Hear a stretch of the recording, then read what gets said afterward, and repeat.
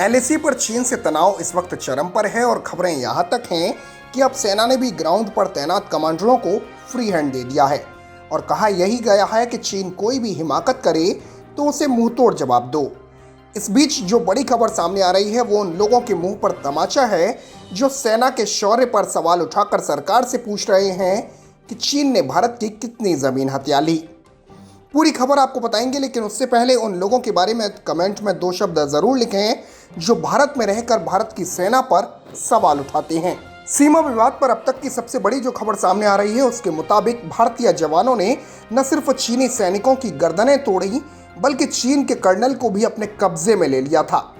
चीन के कर्नल को जिंदा पकड़ा था लद्दाख में भारतीय सैनिकों ने। खबरें हैं कि भारतीय सेना के 3 मीडियम रेजिमेंट के जवानों ने चीन के कर्नल को बंधक बनाया था और सूत्रों के मुताबिक चीन के साथ झड़प में चीन के 45 से 50 सैनिक मारे गए थे।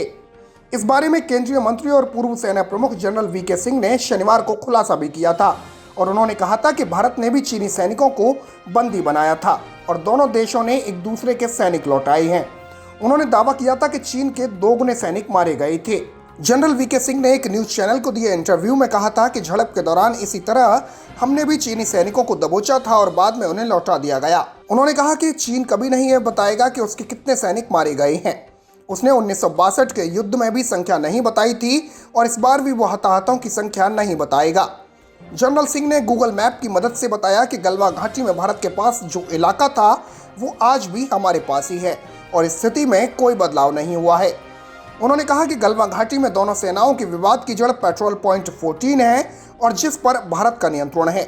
घाटी के एक हिस्से पर चीन 1962 से बैठा हुआ है। आपको बता दें कि देश के ही कुछ मीडिया चैनल्स और कुछ लिब्रांडू ये लगातार कह रहे थे कि भारत के कुछ जवान चीन के कब्जे में चले गए हैं, लेकिन ये खबर उन लोगों के मुंह पर तमाचा है जो ये बताती है कि भारतीय जांबाजों ने चीन के कर्नल को जिंदा पकड़ लिया था।